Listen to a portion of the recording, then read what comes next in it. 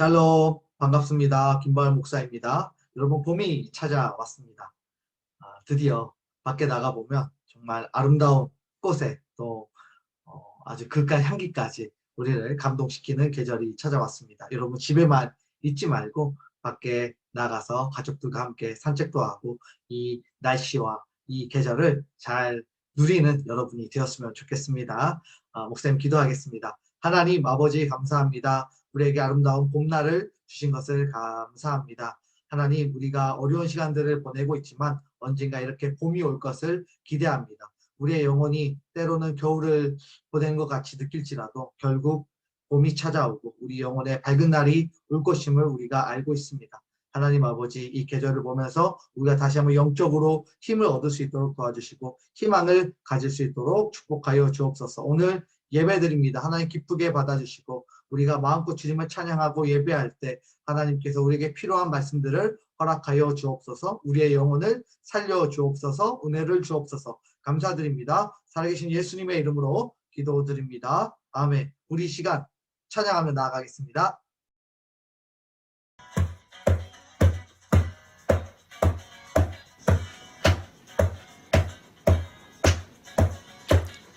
What say, Lord, it's you gave me life and I can't explain just how much you mean to me now. You have saved me, Lord, give all that I am to you every day. I can be a light that shines your name.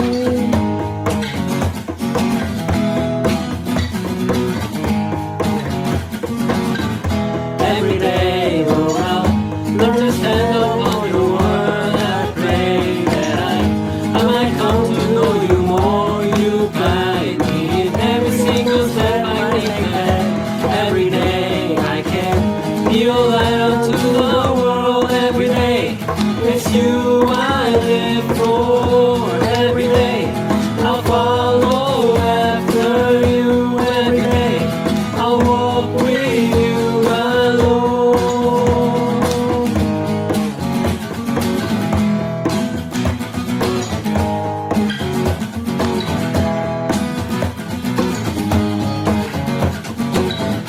Every day, Lord, I'll learn to stand up on your word. I pray that I might come to know you more. You guide me in every single step I take. And every day I can be a light unto the world. Every day it's you I live for.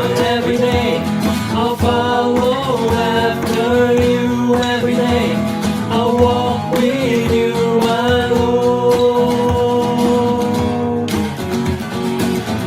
Every day it's you I live for. Every day I'll follow after you. Every day I'll walk with you alone. It's you I live for every day. It's you I live for every day. It's you I live for every day.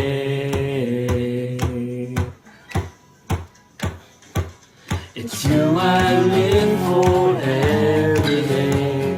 It's you I live for every day. It's you I live for every day.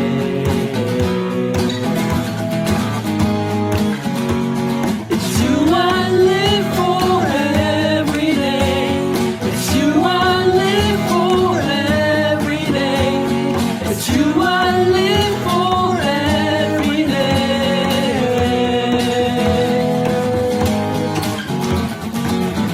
Every day, it's you I live for. Every day, I'll follow after you. Every day, I'll walk with you, my Lord.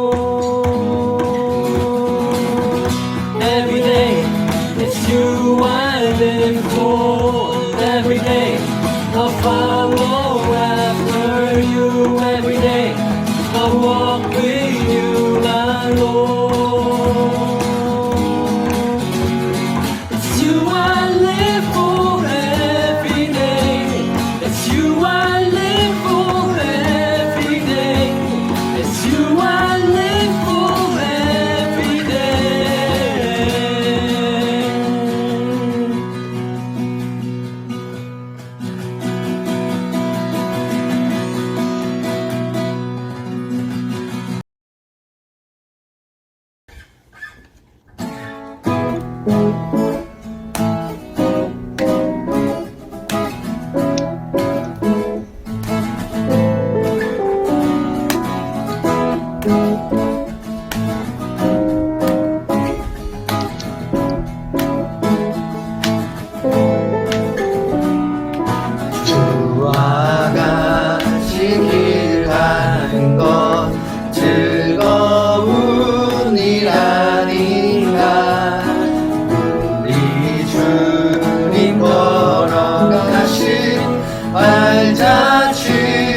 길을 밟겠네.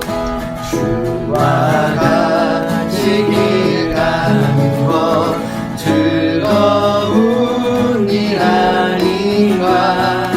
우리 주님 걸어가신 발자취를 밟겠네.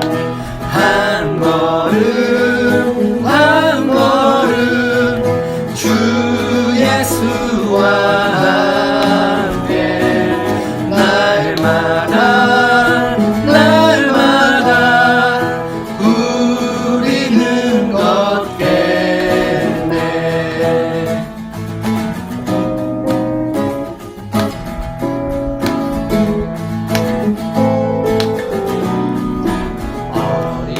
어린아이 같은 우리 미련하고 약하나 주의 손에 이끌려 생명길로 가겠네. 어린아이 같은 우리 미련하고 약하나 주의 손에 이끌려 생명길로 가겠네. 한 걸음 한 걸음 주 예수와 함께 날마다 날마다 우리는 걷겠네. 한 걸음 한 걸음 주 예수와 함께 날마다 날마다 우리는 걷겠네.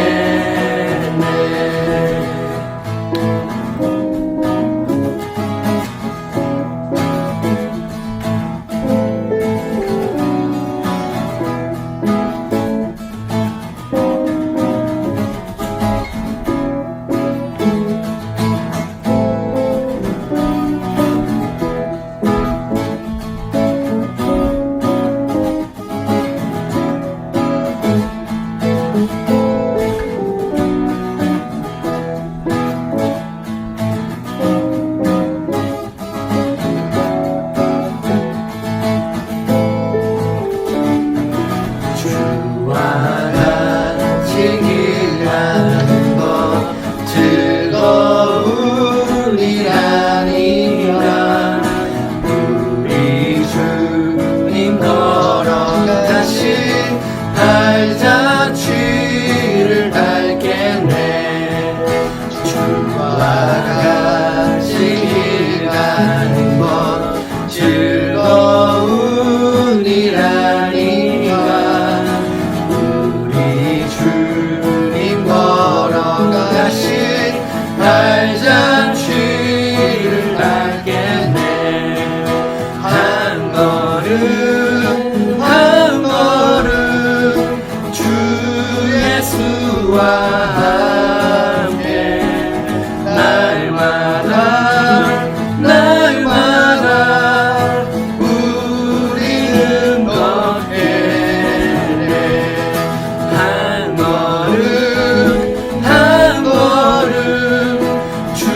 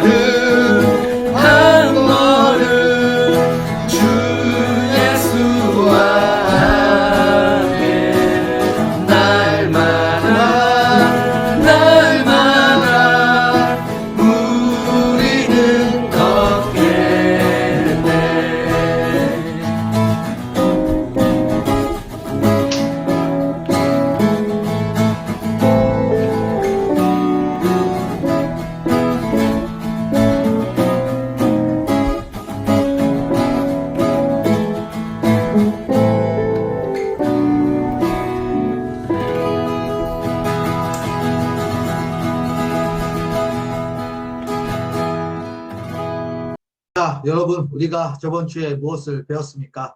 기억나죠? 예수님께서 부활하셨습니다. 근데 그 부활하신 모습을 그대로 보여주시지 않았습니다. 그리고 예수님이 자신을 드러내는 방법이 있었죠. 그 방법이 첫 번째가 그렇죠. 모든 말씀을 풀어 자신을 보도록 말씀하셨습니다. 즉 말씀을 통해서 성경을 통해서 자신을 기억나도록 하셨죠. 두 번째 방법은 무엇이었습니까?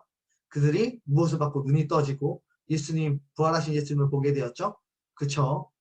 성찬을 통하여서 그들의 눈이 뜨여지게 되었습니다. 기념하라 하신 그 말씀이 기억나게 만들어 주셨다는 것을 알 수가 있죠. 세 번째 뭐였나요? 그렇죠. 이 모든 것들은 성령의 역사를 통해서 가능하다는 것입니다. 부활하신 예수님을 보기 위해서는요, 우리가 말씀을 들어야 하고요. 우리가 열심히 성찬을 통하여서 예수님을 기억할 줄 알아야 되고요. 그 예수님의 죽으심과 부활을 경험할 수 있게 하는 그런 의식이 성찬이니까 그 성찬을 늘 우리가 해야 하고요. 세 번째로 이 모든 사역들 가운데서 성령의 역사하심이 결국 부활하신 예수님을 보게 만든다는 것을 우리가 알 수 있습니다. 이해가 됐죠? 자, 우리는 이제까지 누가복음을 보아왔습니다. 여러분, 누가복음을 통해서 무엇을 느꼈습니까? 약 3개월 동안 우리가 배웠는데 이 누가복음 스토리를 통해서 목사님 계속 여러분들에게 전달을 했거든요. 그래서 때로는 예수님의 관점에서 이 본문 해석하기도 하고요. 또 어떨 때는 어떤 인물을 통하여서 그 예수님이 드러내고자 하시는 그 뜻들을 드러내는 것들을 우리가 경험하게 되었습니다. 그래서 여러분들 이야기를 통해서 풍성하게 하나님의 마음을 더 깊게 읽을 수 있지 않나 이런 생각을 해보게 됩니다. 여러분 그 하나님의 뜻이 여러분의 마음속에 살아 역사하는 은혜가 있기를 예수님의 이름으로 축복합니다. 오늘부터는 출애굽기를 보려고 합니다. 왜냐고요? 큐티가 출애굽기로 시작하더라고요. 그래서 우리도 그 큐티에 맞춰서 따라가 보려고 합니다. 오늘 말씀을 읽고 올까요? 출애굽기 제1장.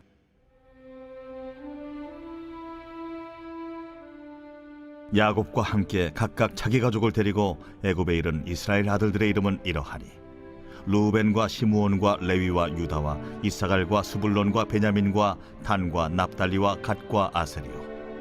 야곱의 허리에서 나온 사람이 모두 70이요 요셉은 애굽에 있었더라. 요셉과 그의 모든 형제와 그 시대의 사람은 다 죽었고 이스라엘 자손은 생육하고 불어나 번성하고 매우 강하여 온 땅에 가득하게 되었더라.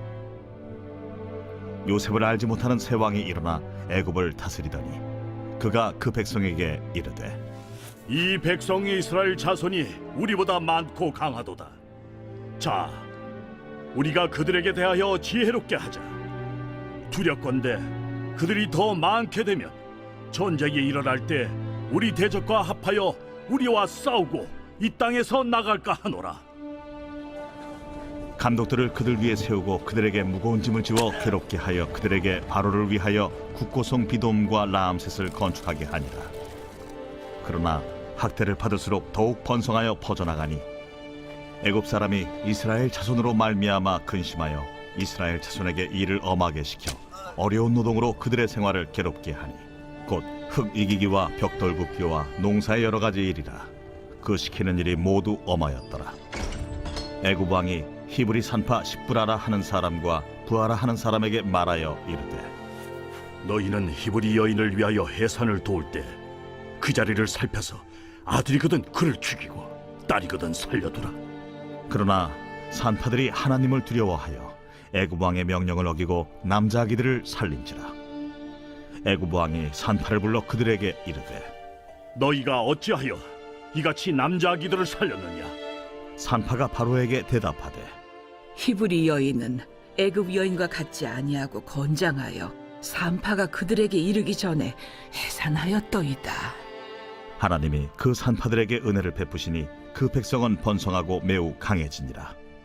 그 산파들은 하나님을 경외하였으므로 하나님이 그들의 집안을 흥왕하게 하신지라. 그러므로 바로가 그의 모든 백성에게 명령하여 이르되 아들이 태어나거든 너희는 그를 나일강에 던지고 딸이거든 살려두라. 출애굽기가 우리는 엑소더스라고 이야기하지만 히브리 사람들은 처음에 이 출애굽기 내용을 정할 때, 제목을 정할 때 엑소더스라고 정하지 않았어요. 뭐라고 정했냐면 이름들이라 했어요. 그의 이름들. 그래서 1장에 보면 야곱의 자녀들의 이름들이 나오죠. 그 이름들을 이야기하는 거예요. 다시 말하면 하나님께서 이 이스라엘 백성들을 만드실 텐데 이 야곱의 자녀들을 애굽에 넣으신 이유가 있다 없다? 있다는 거죠.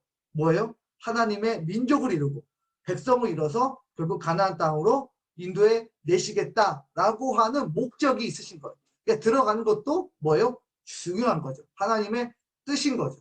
그래서 우리가 탈취만 생각하는 것이 아니라 들어가는 것까지. 그래서 그 들어가는 것은 언약의 일부분이다 라고 하는 것까지 우리가 이해를 할 수 있다면 훨씬 더 풍성하게 하나님의 말씀을 이해하게 될 것입니다. 그런데 사람들이 이제 좀 이해가 안 되는 부분들이 있다고 해요. 분명 이 출애굽에 들어갈 때는요, 몇 명이 들어갔냐면 야곱의 모든 가족들, 그래서 약 75명이 들어갔어요. 그래서 이 75명이 400년의 애굽 생활 동안에 고센 땅에 거주했는데 400년 만에 약 200만 명이 되었다라고 성경은 기록합니다. 그러니까 사람들이 뭐라고 이야기하냐면 성경은 맞지 않아요. 말이 안 돼요. 어떻게 75명이 200만 명이 될 수가 있어요. 성경이 아닌 것 같아요. 라고 하면서 믿지 못하는 사람들이 있다는 것입니다. 그런데 목사님이 그들에게 이야기해주고 싶은 것이 있어요. 그들은 믿음이 없는 것이 아니라 수학을 잘 못해서입니다. 산수를 잘 못해서, 계산을 잘 못해서요. 이건 믿음의 문제가 아니라 산수의 문제입니다. 여러분, 인구가 2배가 되기 위해서는 계속해서 25년의 시간이 필요하다고요. 그래서 예를 들어서 2명이 있으면 이 2명이 4명이 되기 위해서는 25년이 필요하대요. 그것도 많이 쳐주는 거지만 어쨌든 인구 학자들이 그렇게 이야기를 해요. 그러면 75를 곱하기 1을 해보세요. 그럼 150이 되죠. 150 곱하기 1을 해보세요. 300이 되죠. 300 곱하기 2 해보세요. 600이 되죠. 600 곱하기 2 해보세요. 1200이 되죠. 이렇게 계속해서 16번 내지 17번을 곱하면 몇 명이 되냐면 약 200만 명이 넘어요. 그러니까 이거는 뭐랄까요? 믿음의 문제가 아닌 거죠. 사실 여러분들이 집에서 한번 계산해 보세요. 한번 계산해 보면 정확하게 숫자가 나오게 될 것입니다. 그런데 문제는 이 이스라엘 백성들을 하나님께서 애굽에 넣으셨어요. 그런데 거기에서 살다 보니까 어때요? 너무 좋아요. 여기가 너무너무 좋은 거예요. 피라미드를 만들 수 있을 만큼 굉장한 문명이 발달했어요. 먹을 것은 완전 풍부해요. 배고파서 죽을 일이 전혀 없습니다. 또 애국과 함께 살기 때문에 누가 건들겠어요? 아주 편안하고 안락하게 살 수 있는 환경들이 제공되어집니다. 그래서 솔직히 노예로 좀 산다고 할지라도 좀 힘들지는 몰라요. 좀 피곤하고 고생스러울지는 몰라요. 그래도 이 정도면 꽤 괜찮은 삶이 아닌가? 라고 생각할 수 있죠. 그래서 나는 만족해 라고 그 이스라엘 백성들이 생각하고 있었습니다. 특히나 그들이 몇 년 동안 있었어요. 약 430년. 400년이 넘도록 시간을 거기서 보내왔으니까 자기들이 이제는 이스라엘 민족인지 아니면 애국 민족인지조차 헷갈리는, 그래서 정체성이 불분명한 사람이 되고 말았습니다. 그들이 하나님을 믿던 민족이었는데 하나님을 믿는 것은 둘째치고 다양한 신들, 소신, 파리신, 여러 각종 신들을 믿게 되어지면서 정말 하나님이 사랑하시고 하나님만 바라보는 그런 민족인지 아닌지에 대해서 이제는 구별할 수 없는 상황에 놓이게 된 것입니다. 이제는 하나님의 말씀과 그 약속도 사실 기억나지도 않고 그것들 잘 지켜야 될 이유도 전혀 느끼지 못하는 아주 평안한 그런 상태가 되었던 것입니다. 그런데 하나님은 사실 그 백성들을 통하여서 뭘 원하세요? 큰 민족을 이루고 그들이 나와서 멋지게 가나안 땅에서 하나님의 백성으로 예배하면서 사는 것이 하나님의 목적이셨던 것입니다. 그런데 이 자녀들은 전혀 애굽에서 노예의 삶에서 나올 생각이 전혀 없었던 거죠. 애굽은 성경적으로 세상을 의미해요. 애굽은 성경적으로 세상을 의미합니다. 그래서 성경에서 잘 보면 자꾸 하나님이 이야기하실 때요. 애굽으로 돌아가지 마, 애굽으로 돌아가지 마 라고 자꾸 이야기를 하세요. 그 내용이 무엇이냐면 애굽이 세상을 의미하기 때문에 하나님을 떠나서 하나님이 없는 세상으로 떠나지 말라는 그런 하나님의 뜻이죠. 그런 의미를 애굽이 담고 있습니다. 이 땅에 마찬가지로 하나님이 우리를 보내주셨어요. 마치 하나님께서 야곱을 애굽으로 보내시는 것처럼 하나님께서 우리를 이 세상에 보내주셨어요. 그러면 우리는 이 세상에서 무엇을 해야 되나요? 그렇죠. 큰 민족을 이루고 건강하게 행복하게 살아야 합니다. 하고 싶은 거 다 하면서 즐기면서 우리가 건강하게 하나님 예배하면서 살아가면 좋습니다. 그러나 마치 이스라엘 백성들처럼 이 애국만이 내 세상, 내 집이야 라고 생각하며 살아간다면 어떨까요? 하나님의 마음은요. 우리는 원래 여기에 있어야 될 사람들이 아닌 것이죠. 언젠가 우리가 하나님의 나라로 다시 돌아가야 될 그런 사람들이고 하나님의 나라를 마음에 품고 살아가는 사람들입니다. 나는 돌아가야 되는 거죠. 그런데 이 세상이 우리도 너무 좋아요.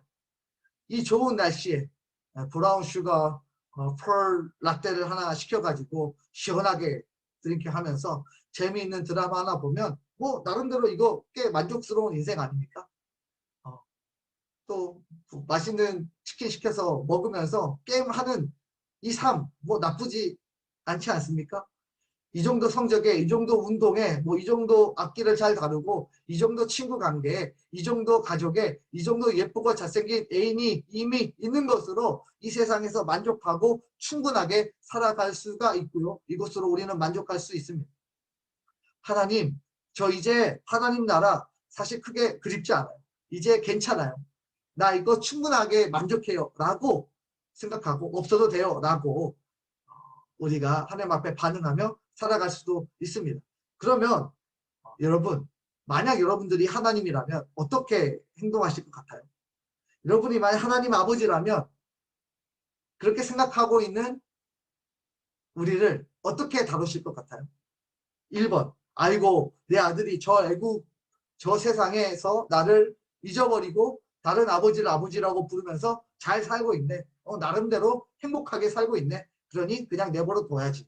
1번. 2번. 아이고 내 아들이 영원한 하나님의 나라를 잊어버리고 애굽에서 노예로 살고 있는데 그 노예로 사는 것도 만족하며 살아가고 있구나. 세상에서 노예 살라고 내가 낳은 자식이 아닌데 내 자식이 정말 행복하고 정말 예배하며 기쁨으로 세상을 살아가길 바라는데 빨리 구출하고 옮겨야 되지 않을까? 가나안 땅으로. 2번. 어떤 거? 그렇죠. 선택 2번이죠. 1번은 하나님 아버지가 아니라 뭔가 하나님 아저씨 느낌 아닌가요? 뭔가 내 아버지가 아닌 것 같은 그런 느낌이 듭니다. 그래서 하나님은 떠나기 싫어하는 이스라엘 백성들이 떠날 수 있도록 만들어주세요. 환경을 조성하세요. 어떤 방법을 쓰셨어요? 그렇죠. 이 이스라엘 백성들에게 고난을 주십니다. 뭘 줘요? 삶을 빡세게 만드는 고난을 주셨습니다. 그들이 그토록 좋아하던 애국 사람들이 강제로 일을 시키고요. 노역을 시키고요. 또 생명을 위협하기도 합니다.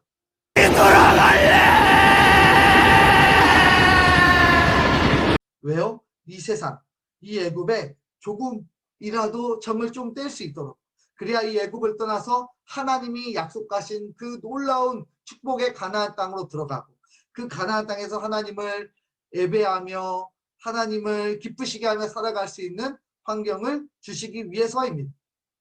그래서 하나님은 고난을 통해서 애굽을 떠나도록 만드셨던 것입니다. 그리고 그들은 정말로 그런 마음을 갖고 애굽을 떠날 수 있게 되었던 것이죠.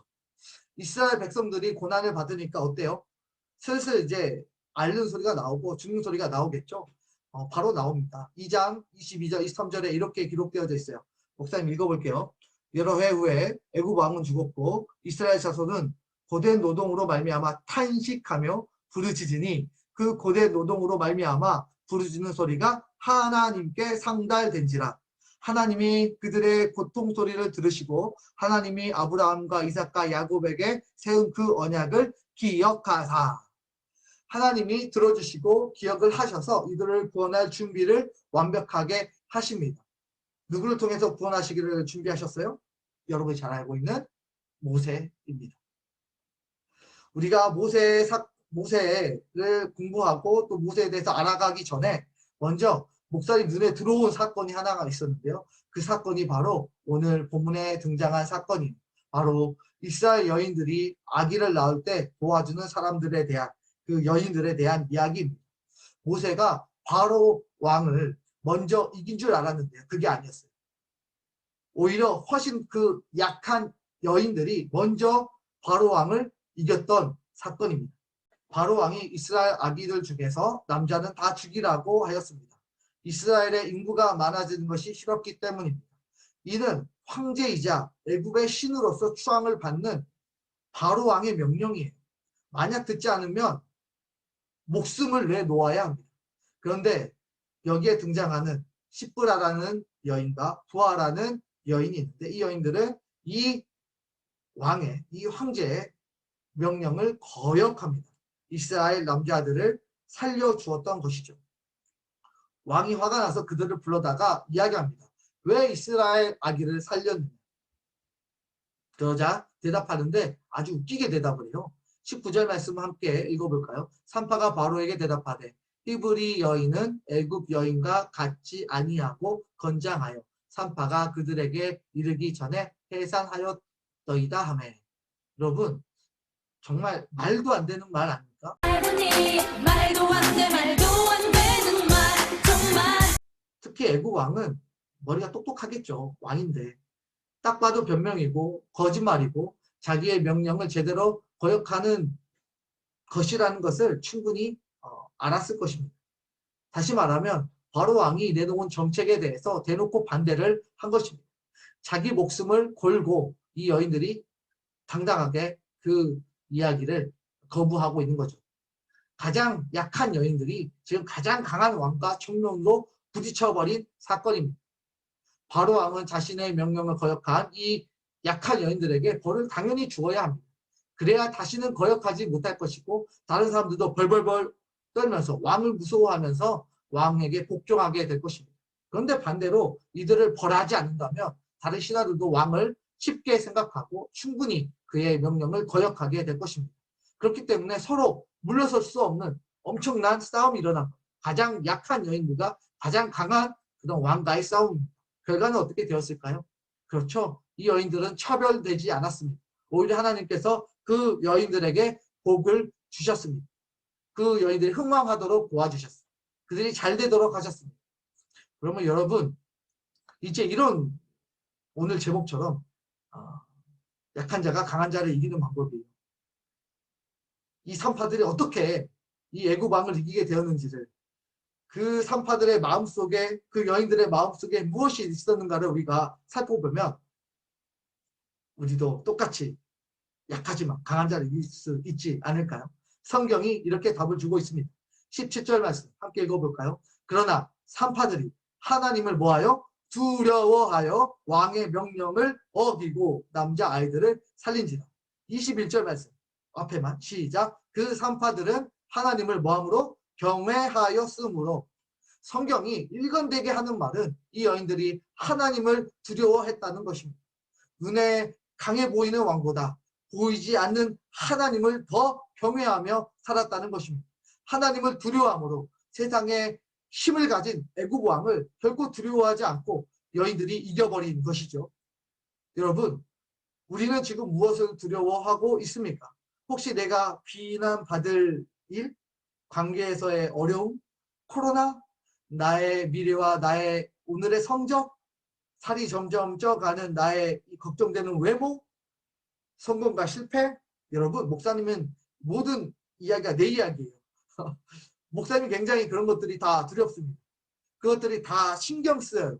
그래서 이것들을 눈치 보면서 사는 것 같아요. 이것도 안 되고 저것도 안 되고 이렇게 하니까 더 삶의 제약이 더 힘들고 그러니까 굉장히 눈치 보면서 사는 거죠. 여러분 엄청 피곤해요. 눈치 보면서 사니까요. 여러분 이 모습이 마치 무엇 같아요? 그렇죠.